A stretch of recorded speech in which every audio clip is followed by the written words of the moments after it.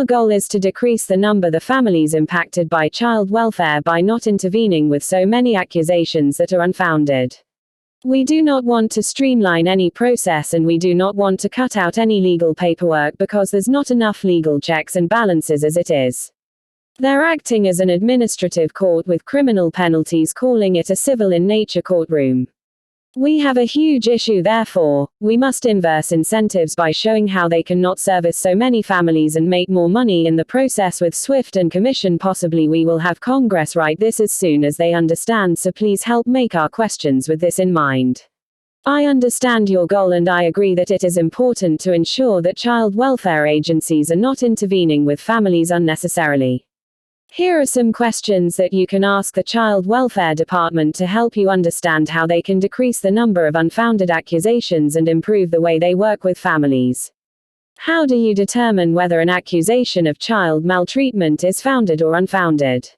What are the criteria you use to decide whether to intervene in a family's life? How do you ensure that families are not unnecessarily investigated or removed from their homes? What training do your staff receive on how to assess child maltreatment allegations? How do you involve families in the decision-making process? What resources do you provide to families to help them address the underlying issues that led to the allegation of child maltreatment? How do you measure the success of your interventions? These are just a few ideas, and the specific questions you ask will depend on the specific circumstances of the Child Welfare Department you are working with. However, I hope these questions help you get started on the process of understanding how the Child Welfare Department can decrease the number of unfounded accusations and improve the way they work with families.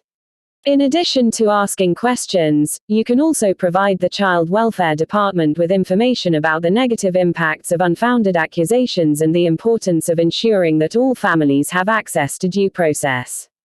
You can also share information about evidence-based practices that have been shown to be effective in reducing child maltreatment. By working together, we can help to ensure that child welfare agencies are working to protect children while also respecting the rights of families.